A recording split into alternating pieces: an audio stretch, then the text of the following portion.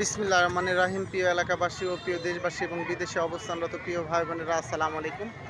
সম্মানিত সুধীয় প্রিয় দেশবাসী, আপনারা দেখতে পাচ্ছেন যে আমি এখন রয়েছি বেড়া উপজেলার ঐতিহ্যবাহী সেই পর্যটন কেন্দ্র বেড়া পোর্টে।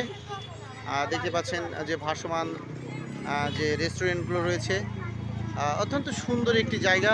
আপনারা জানেন যে একটি এলাকার উন্নয়ন তখনই ঘটে যে এলাকার যোগাযোগ, শিক্ষা এবং স্বাস্থ্য ব্যবস্থা ভালো থাকে। সেই ক্ষেত্রে আসলে মানুষের যোগাযোগের অন্যতম একটি জায়গা হয়ে উঠেছে। যোগাযোগের ব্যবস্থা ভালো থাকার কারণে এখানকার পোর্টটি সত্যি বিভিন্ন শ্রেণী পেশার মানুষ দেখতে পাচ্ছেন যে এই পর্যটন কেন্দ্রে চলে এসেছে। বেড়া পোর্ট সত্যি অসাধারণ। বিভিন্ন শ্রেণী পেশার মানুষ, আমি বলেছি ভ্রমণ পিপাসী মানুষরা সাধারণত ভ্রমণ করতে পছন্দ করেন। যারা বিশেষ করে ভ্রমণ করেন, ভ্রমণ স্বাস্থ্যের জন্য কতটুকু ভালো আপনারা বুঝতে পারছেন যে একটা মনটাকে রিফ্রেশ করার জন্য সাধারণত আমরা দেখি যে মানুষ ভ্রমণ করে থাকেন। বিশেষ করে পেশাজীবী মানুষ তাদের ক্লান্তি দূর করার জন্য ভ্রমণ করে থাকেন, এবং তাদের বিশেষ ব্যবসায়ীরা তাদের একঘেয়েমিতা দূর করার জন্য ভ্রমণ করে থাকেন। ঐতিহ্যবাহী বেড়া পোর্ট, বুঝতে পারছেন যে হাজারো মানুষের সমাবেশ। আসলে এই জায়গাটি এখন পর্যটনের কেন্দ্রবিন্দু হয়ে উঠেছে। সম্মানিত সুধীয় প্রিয় দেশবাসী, বিভিন্ন জায়গা থেকে আসলে এখানে এসেছে।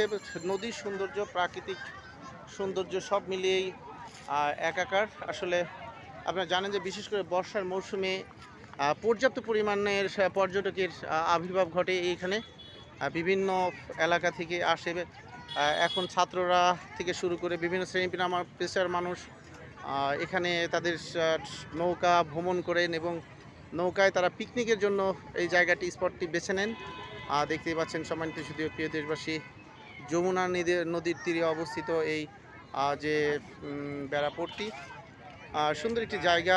অবশ্যই সবাইকে এই জায়গাটি দেখার জন্য এবং আসার জন্য আমি আমন্ত্রণ জানাচ্ছি। মোহাম্মদ রবিউল ইসলাম রবি, শুভকামনা রইল সবার জন্য। সম্মানিত সুধীয় প্রিয় দেশবাসী, বেড়া পোর্ট থেকে আমি বিদায় নিচ্ছি। মোহাম্মদ রবিউল ইসলাম রবি। আসসালামু আলাইকুম রহমতুল্লাহ।